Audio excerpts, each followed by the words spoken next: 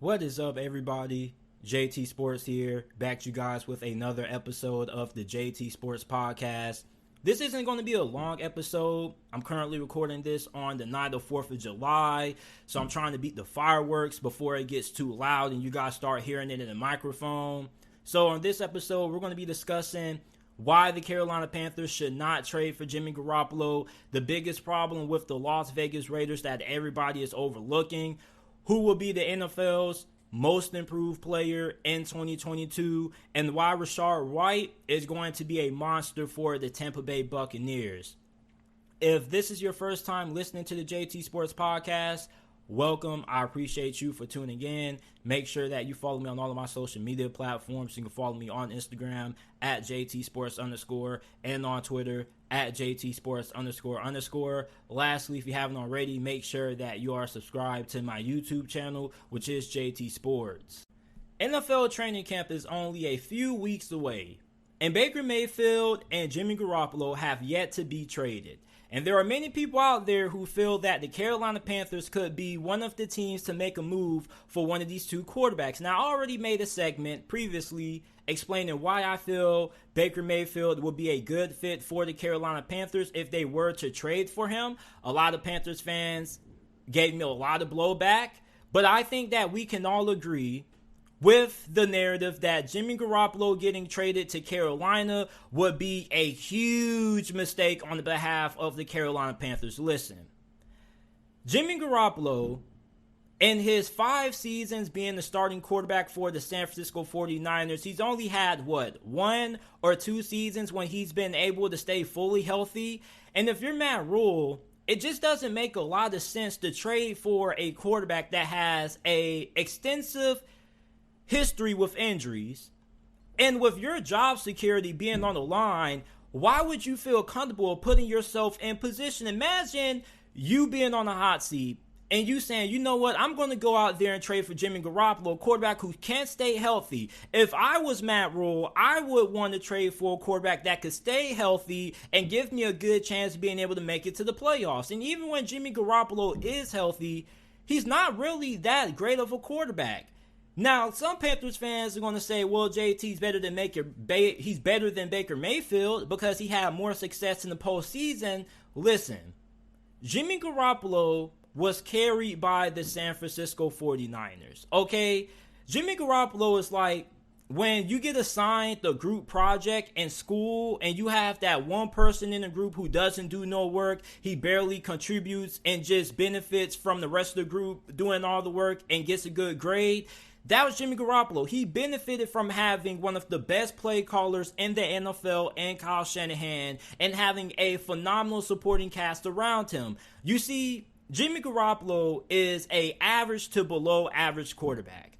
I'm not going to say that he's a terrible quarterback. He is capable of being able to win you a couple of games if you do give him a great team around him. But really, there are 3 tiers of quarterbacks. You have elite quarterbacks who elevate the players that they have around them. They also make the guy calling the plays look like a genius. Then you have average and above average quarterbacks. These quarterbacks are only good as the play caller that they have and the team that they have around him.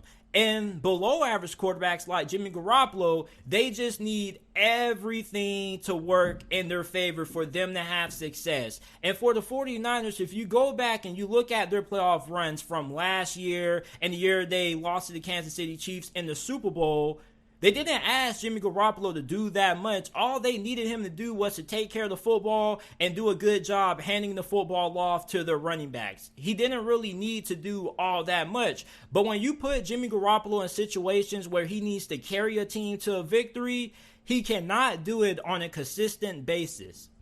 And I don't think that the Carolina Panthers, a team that has a lot of concerns when it comes to their coaching staff. We don't know if Ben McAdoo is a good offensive coordinator. I didn't really like his work when he was the head coach of the New York Giants, and I'm not really a big fan of Ben McAdoo. So I don't think that Jimmy Garoppolo with the Carolina Panthers would be all that great of a fit, considering the fact that this is somebody who just needs the perfect scenario for it to all work well. And then on top of that, Jimmy Garoppolo Yes, he has had some high moments, but he has also had a lot of subpar performances. There is a reason why the 49ers gave up so much to trade up for Trey Lance. Because Jimmy Garoppolo couldn't stay healthy. You see, why would you invest a draft pick, which could be a potential starter, into a quarterback who cannot consistently stay healthy and doesn't consistently give you good quarterback play? In today's NFL, if you're trying to compete for a championship, you got to have good quarterback play. Because you look at all of these young guns that are now starting to enter the NFL, such as Joe Burrow, Justin Herbert, you got to have some elite quarterback play to keep up with some of these teams. And for the Carolina Panthers, giving you Jimmy Garoppolo, I don't really think that's the answer. You have a quarterback who isn't mobile. When things break down, that's it. You also have a quarterback who isn't great under pressure, and he doesn't really have that good of an arm. So if you were to ask me, who should the Carolina Panthers trade for, Baker Mayfield or Jimmy Garoppolo, I would say Baker Mayfield. Baker Mayfield is a quarterback that can do a little bit more than Jimmy Garoppolo. He has some mobility. He has a stronger arm. And this is also somebody who can get it done with less, not having an ideal situation. So for Jimmy Garoppolo, I think that the best scenario for him probably is to stay on the 49ers, wait for some injuries to occur, and then maybe see how things are looking come the midway point of the NFL season. But him getting traded to the Carolina Panthers, I just think would be an absolute disaster. And the Carolina Panthers do have a pretty solid group when it comes to the wide receiving core. You got DJ Moore, Robbie Anderson, Terrence Marshall, Rashard Higgins. You got CMC in the backfield along with Chuba Hubbard, back him up. And off the line also has improved. However, I don't really think that Jimmy Garoppolo is good enough to make things shake with the Carolina Panthers, considering the fact that he also is going to have to elevate the play calling as well, because good quarterbacks can make a bad play call turn into a great play call. They can still get something out of it. For Jimmy Garoppolo, he's not that kind of quarterback. So for the Carolina Panthers, if you're Matt Rule,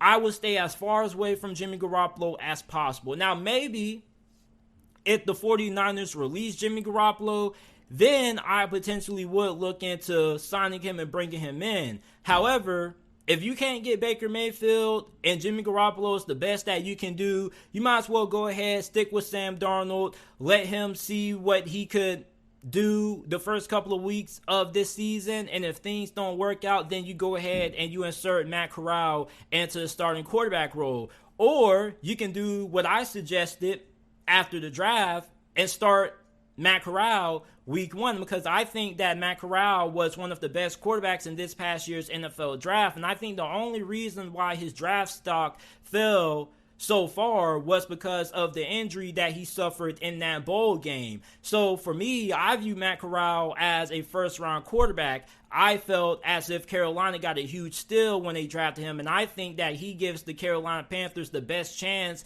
to make it to the playoffs this season, unless you're able to get a Baker Mayfield. But if you get Baker Mayfield and you have to trade for him, does that say more about Matt Corral, or does that say more about Matt Rule feeling a lot of pressure this season and knowing that there is a strong possibility that he may not return as the head coach in Carolina? I just don't really see Jimmy Garoppolo working well with the Carolina Panthers. He is a limited quarterback who needs a lot of things to go right. I just think that the Carolina Panthers would make a huge mistake if they were to trade for Jimmy Garoppolo. The Las Vegas Raiders are one of the teams that a lot of people are excited to watch this season. They traded for DeVante Adams. They're going to be pairing him up with Hunter Renfrow, Darren Waller. You got Josh Jacobs in the backfield at running back. And you have Derrick Carr, who I believe is the most underrated and the most underappreciated quarterback in the NFL. If it wasn't for Derrick Carr last season, the Las Vegas Raiders would have not been able to turn their season around, and they would have made it to the playoffs. I think that Derrick Carr deserves a lot more respect. And when you look at the Raiders' offense on paper, this is a really talented offense. However, there's a big problem. that a lot of people are overlooking, and a lot of people in the national media are not talking about this problem when it comes to this offense, and that is the offensive line. Now, this was one of the worst offensive lines in the NFL last season, and it didn't really improve all that much over this offseason. And I've been going back and forth with a lot of Las Vegas Raiders fans, and their two counter arguments are, JT, we went to the playoffs last season with this offensive line being this bad. We can do it again. And then the second counter argument is that, man, JT, the Cincinnati Bengals went to the Super Bowl last year with a bad offensive line. We can do the same. Here's the thing. Winning with a bad offensive line is not sustainable for long-term success in the NFL, especially when you're playing inside the best division in the NFL. This is the same division that has Joey Bosa and Khalil Mack coming at you off the edge. Good luck with that if you're Alex Leatherwood, who struggled at right tackle last season, who had to get moved to guard 1/4 of a way throughout the 2021 season. Then you have the Broncos, who already had a really good defense last season. Now they finally have a legitimate franchise quarterback in Russell Wilson. And we already know about the Chargers and the Kansas City Chiefs. So if you're the Las Vegas Raiders, with this offensive line, I feel Raiders fans are trying to talk themselves into believing into this offensive line. And I already know that this segment is going to get a lot of hate and a lot of backlash from Las Vegas Raiders fans. This is just going to be one of those segments that I just upload and don't even read the comments, because I already know a lot of people are going to go right into defense mode. But take your bias aside from a second, right? You see, Raiders fans also have to believe that they could pull off what Cincinnati did last season. Let me tell you something. What Cincinnati did last season was the equivalent to you or me winning the lottery. It may never ever happen again. What Cincinnati did last year was a phenomenon. It's kind of like one of those rare solar eclipses that you only have that occurs once every 1,000,000 years. And for the Cincinnati Bengals, they have Joe Burrow at quarterback.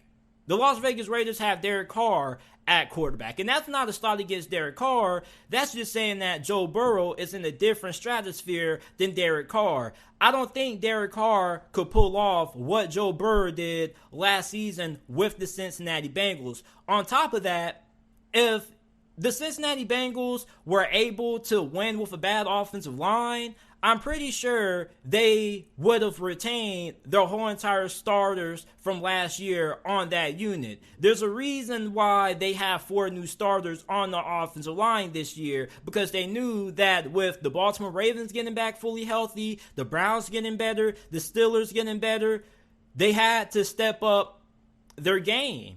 And they had to improve their offensive line to protect their franchise quarterback. And for the Las Vegas Raiders, you weren't able to improve your offensive line this offseason. Now, it's not Josh McDaniels or Dave Ziegler's fault.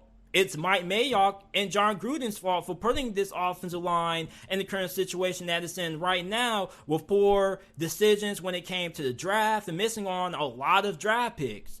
So, for Josh McDaniels and his coaching staff, they have said a lot of times throughout training camp, throughout mini camp and OTAs, that they're going to be experimenting with different schemes and finding out ways to get the most out of what they have on the offensive line. And all these experiments are going to be taking place throughout training camp. So anytime you hear your head coach or anybody on your coaching staff talking about how they have to experiment with different schemes to get the most out of their offensive line, that is not good. And Raiders fans are saying that, you know, JT, with the coaching staff, we're going to be able to have Josh McDaniels and his staff come together and come up with a game plan to improve this offensive line. Listen, I don't care how good of a head coach you are. If your offensive line is bad, there's only really so much you can do for it to improve. Because there are certain positions in football that having a great scheme can't make up for it. And the offensive line is one of those things. Okay, at the end of the day, you're still going to have to be able to have guys who can block Joey Bosa, Khalil Mack, Bradley Chubb, and Randy Gregory off the edge. It doesn't matter how good of a scheme you have. At the end of the day, your offensive linemen have to be able to win those one-on-one matchups. No ifs, ands, and buts about it. And for the Las Vegas Raiders, you look at their off-the-line situation outside of Colton Miller, it doesn't look good.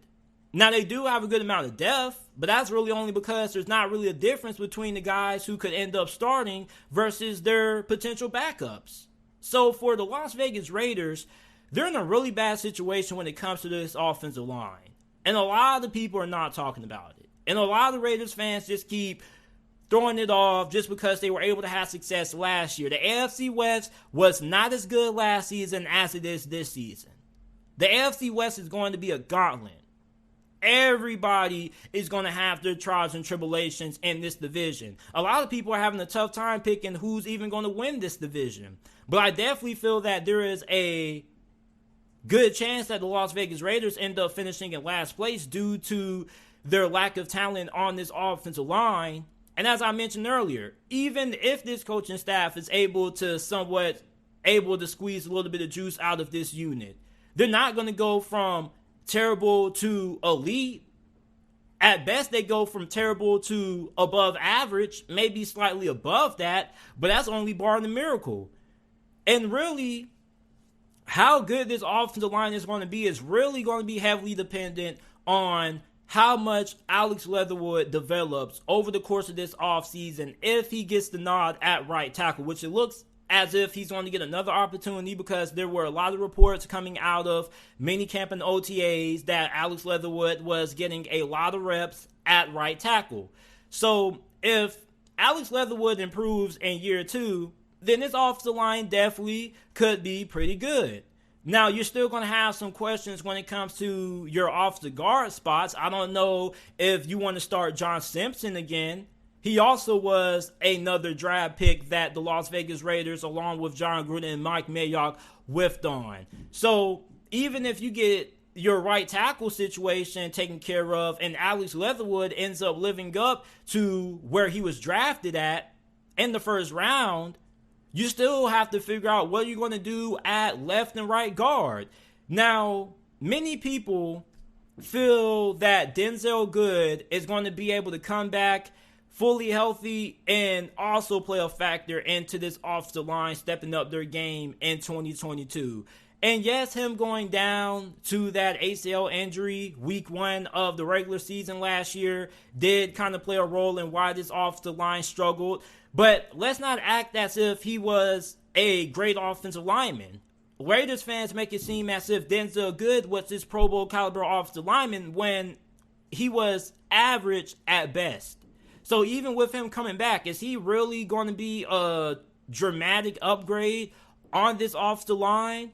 Good enough from it being almost one of the worst in the NFL to one of, if not the top 12 units in this league? I don't really know.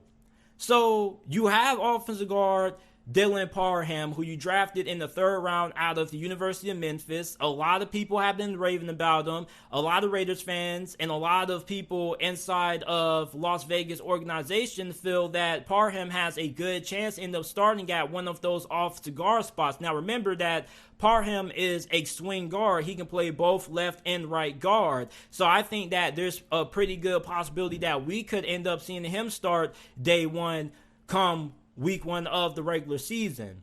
But for the Las Vegas Raiders, this offensive line is not good. And a lot of people keep overlooking it. And they just think that just because the Cincinnati Bengals were able to have so much success last season with their offensive line problems that every team can replicate that. And that's not true. What the Bengals did last season was a phenomenally. The chances of that happening again are the same chances that me and you and everybody else in this world have at winning the lottery. Less than 1%.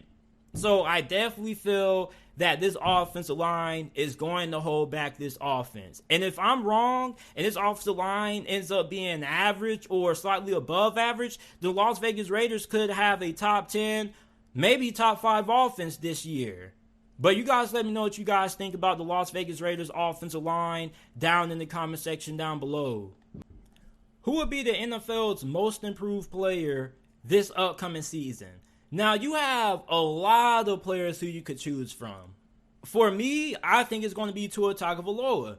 I think Tua, now with the fact that you have a offensive-minded head coach in Mike McDaniel, and you improved the offensive line by signing Connor Williams, you signed left tackle Teron Armstead. This offensive line is going to be the best that it has ever been since Tua became the starting quarterback in Miami. On top of that, you bring in a lot of running backs such as Raheem Mostert. You bring in Sony Michel. You also have a running back that you got from the Arizona Cardinals and Chase Edmonds, who I think is going to be their all-around back. I think he's going to be the best pass-catching back that they currently have on the roster, so he's also going to be utilized. You also traded for star wide receiver and Tyreek Hill. You pair him up with Jalen Waddle, and you also have Mike Gesicki. You have a really good offense. And then you have Cedric Wilson on the outside. So this offense is probably going to be the most talented that Tua Tagovailoa ever had.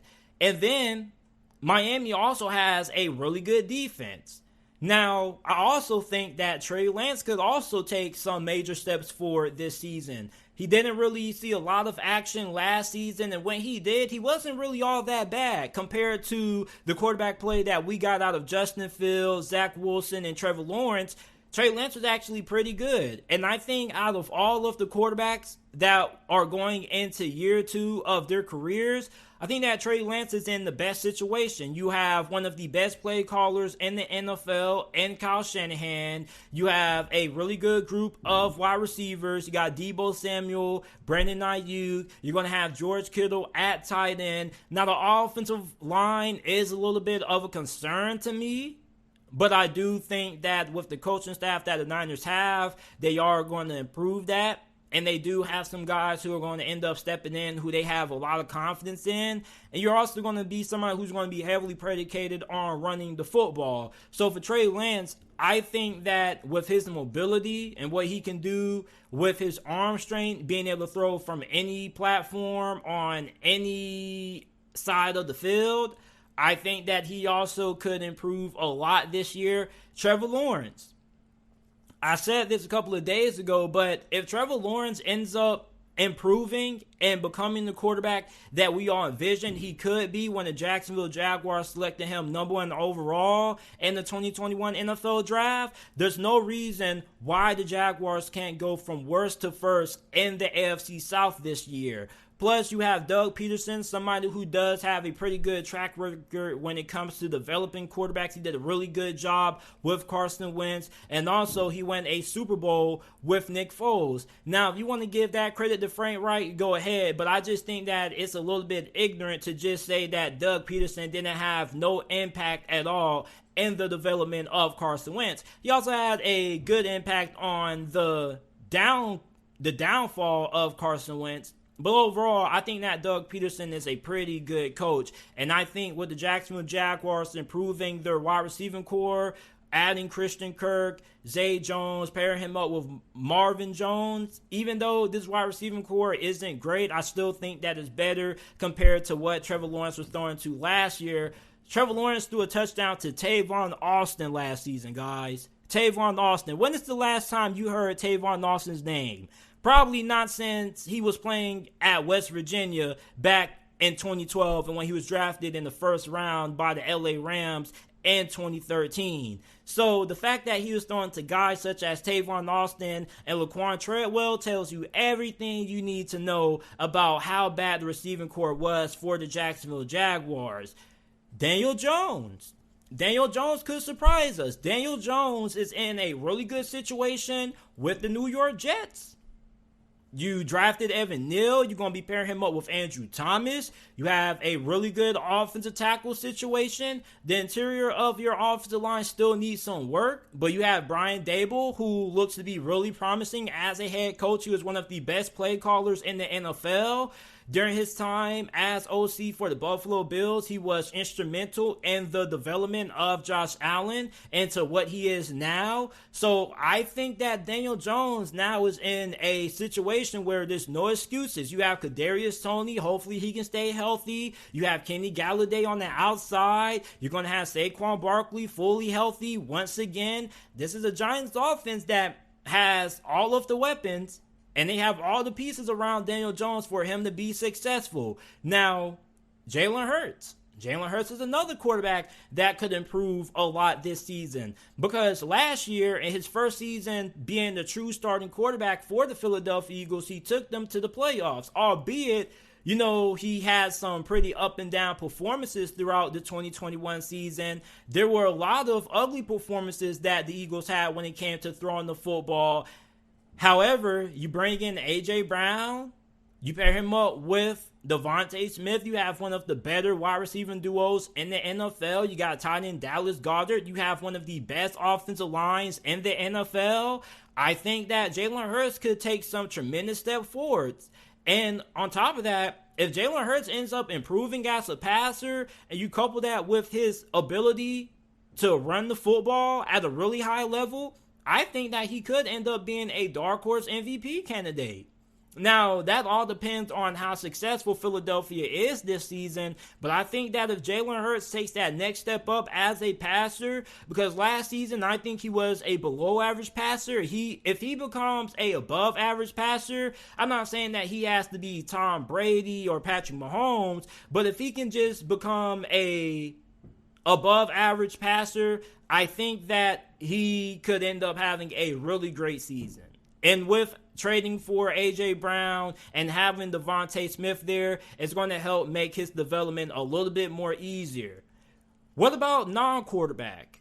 Gabriel Davis. This is somebody who went off in the playoffs for the Buffalo Bills against the Kansas City Chiefs. This guy had over 200 receiving yards. He was unstoppable.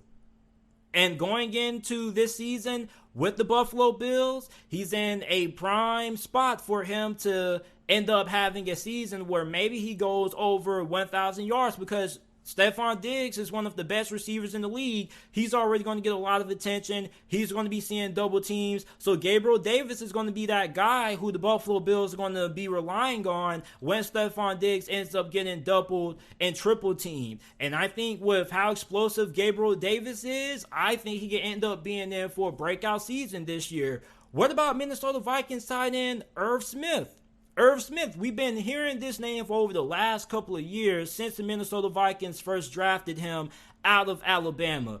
And really, I feel as if the previous regime underutilized Irv Smith. They didn't really know how to use his skill set. Now you have Kevin O'Connell, who comes from that Sean McVay coaching tree, along with Zach Taylor. I think with the Minnesota Vikings moving to a more pass-first offense, that's going to benefit Irv Smith. So he can end up being the most improved player in the NFL from a non-quarterback position.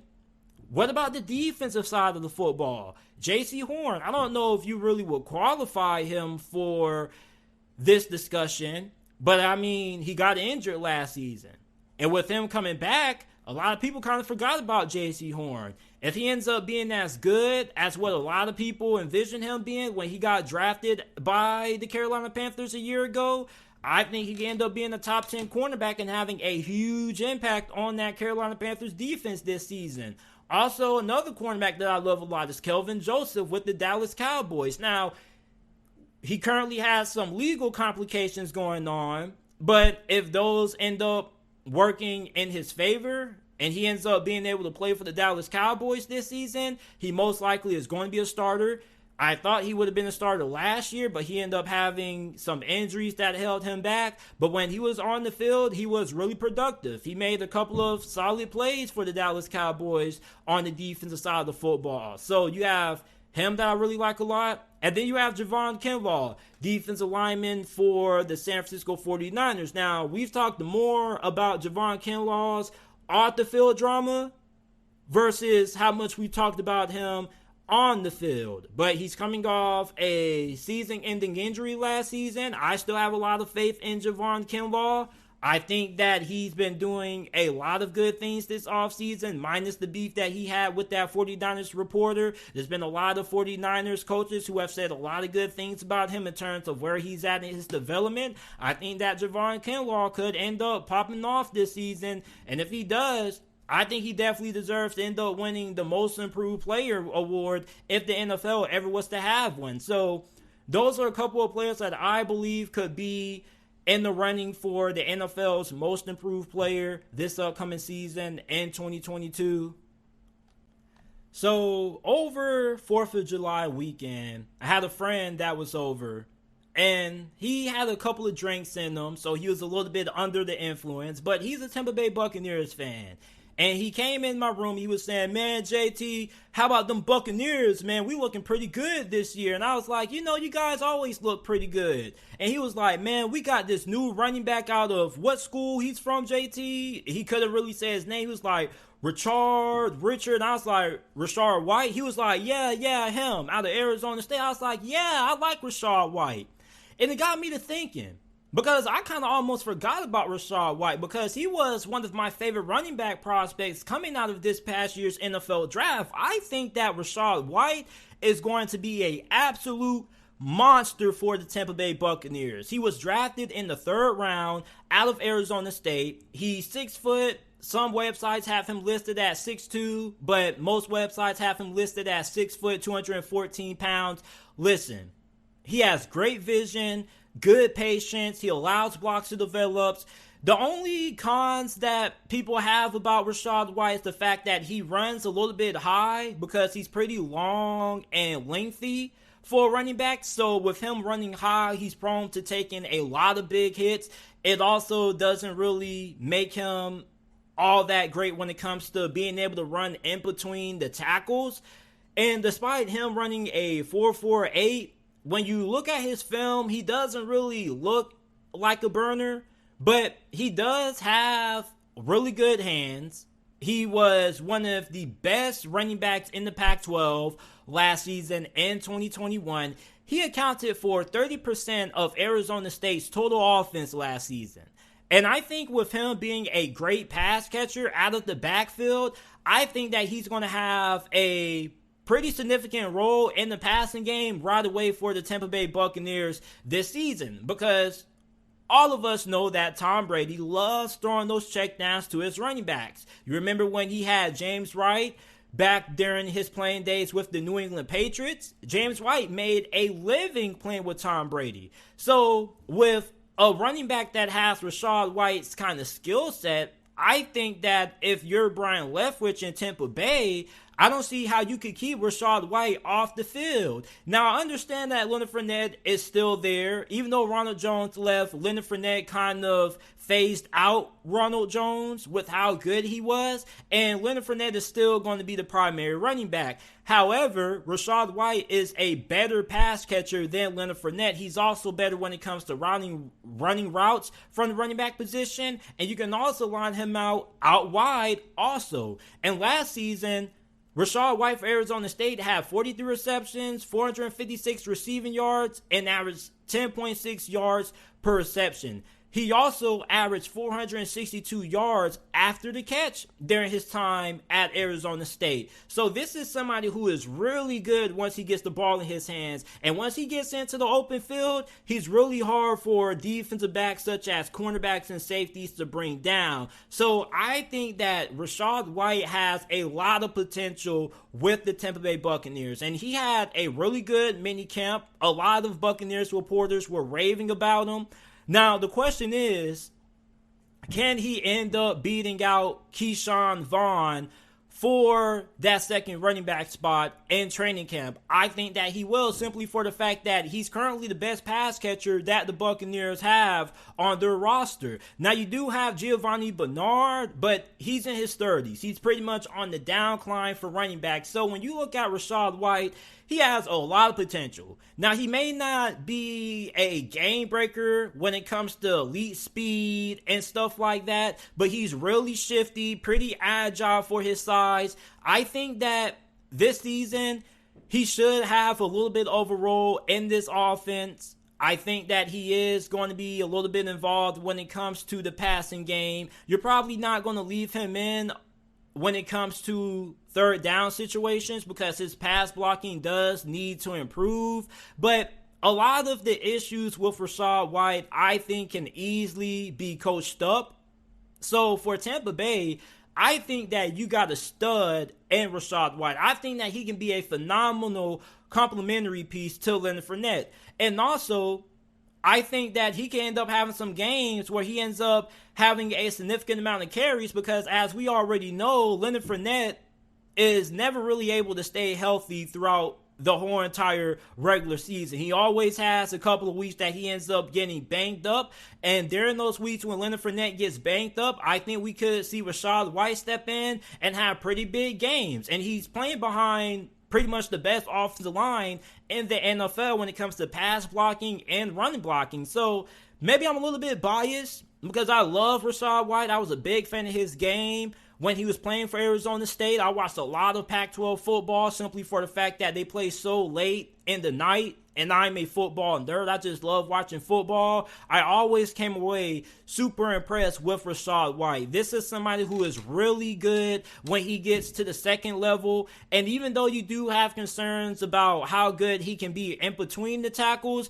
you are getting somebody who's really good when it comes to running outside the tackle. So if you're Tampa Bay and you're Brian Leftwich and you want to implement some zone runs into your offense, that can bring a different dimension to your offense as well. So I think with Rachaad White, man, even if he doesn't get a lot of carries this season for the Buccaneers, I think that he's going to get a lot of work in the passing game for the Tampa Bay Buccaneers. And even though the Buccaneers are pretty stacked at wide receiver with Chris Godwin, Mike Evans, and company, I still think that with Tom Brady, he always puts a lot of emphasis on getting the football to his running backs because it's pretty much easy yards. All you need is for your running back to run, a 3-yard swing. You get the ball out to him fast, and that's an easy 5-6 yard pickup. So for Tom Brady, I think that he's absolutely going to love Rachaad White, and I am excited to see what Rachaad White does for the Tampa Bay Buccaneers this season. I'm going to be picking him up on all of my fantasy football teams. I don't play dynasty football when it comes to fantasy. I don't know how to get into dynasty. Somebody hopefully can point me in the right direction in the comment section. But I love Rachaad White's game, man. Great size. He's a patient runner. And also, when he gets into the open field, he's really hard to bring down with that size. I'm a big fan of Rachaad White's game. I could definitely see him having a little bit of a role carved out for him in this offense. It all really comes down to, can he beat out Keyshawn Vaughn for that RB2 spot behind Leonard Fournette?